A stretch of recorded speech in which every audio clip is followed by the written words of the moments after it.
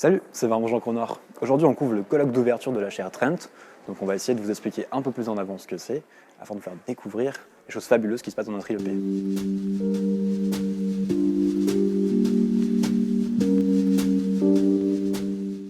L'initiative de la chaire Transition énergétique territoriale, finalement, elle part d'un constat scientifique qui a été fait à une époque où on a amené les étudiants à la COP21 dans le cadre d'une autre chaire sur les partenariats publics-privés. Les étudiants se sont rendus compte en fait de l'impact de la transition énergétique sur la diminution des émissions de gaz à effet de serre.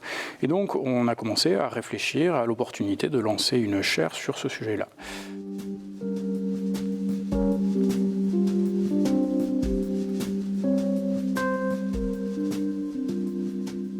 Oui, alors c'est une chaire de formation, donc elle doit jouer d'abord un rôle dans ce sens-là. Elle peut aussi jouer par l'organisation d'événements comme ce colloque, ce petit colloque aujourd'hui d'ouverture. Elle peut jouer un rôle d'entraînement des acteurs.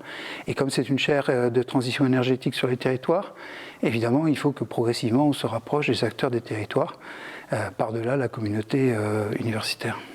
Alors donc vous aurez donc un timing qui s'affiche là actuellement, qui décompte. Donc là je vous propose de voter. Donc la question est, pensez-vous que le réchauffement climatique ou le changement climatique sera limité à des niveaux acceptables d'ici la fin du siècle ?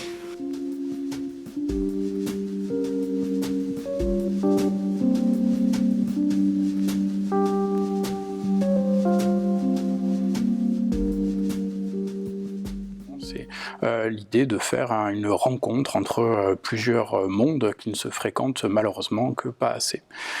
C'est aussi l'occasion de faire des colloques.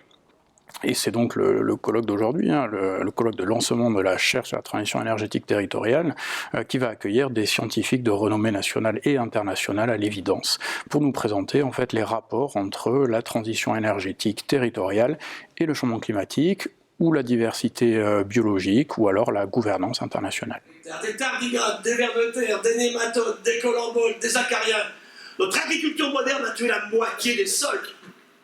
Quand vous faites 200 km sans voir un seul coquelicot, tout est pourri. Et on croit qu'on va nourrir demain 8 milliards d'humains dans ce système-là. Diantre, c'est une folie. Ça veut dire qu'il faut ramener de la vie dans nos... C'est jouable, hein, ça va coûter un peu d'argent. Ceux qui basculent d'un système à l'autre, il faut un petit peu de temps, il faut les aider financièrement aussi. Moi je pense que il y a dans le futur de toute façon quelque chose qui nous dépasse et avec lequel on est obligé de composer. Et on est dans un monde où tout a changé. Moi j'étais à l'école primaire quand on est passé à 3 millions d'individus, 3 milliards d'individus. Et aujourd'hui on va atteindre 8 milliards dans pas très longtemps. Et c'est un monde qui autrefois était agricole, qui maintenant devient urbain. Donc il y a à réinventer beaucoup de choses, de toute façon. De toute façon, on ne reviendra pas en arrière. Le monde de demain ne peut pas être le monde d'hier.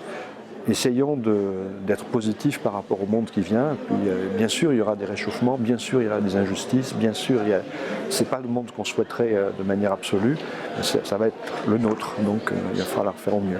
Et on a la possibilité d'être acteur. Et on a tous la possibilité d'être acteurs dans ce qui va se passer, bien sûr. Donc vous voyez que ces histoires que je vais vous raconter, elles ne sont pas des histoires d'écolos farfelus. C'est vraiment des histoires qui sont totalement liées à notre bien-être. Et c'est là qu'il faut qu'on change nos critères d'évaluation de ce bien-être qui ne peut pas être que l'argent.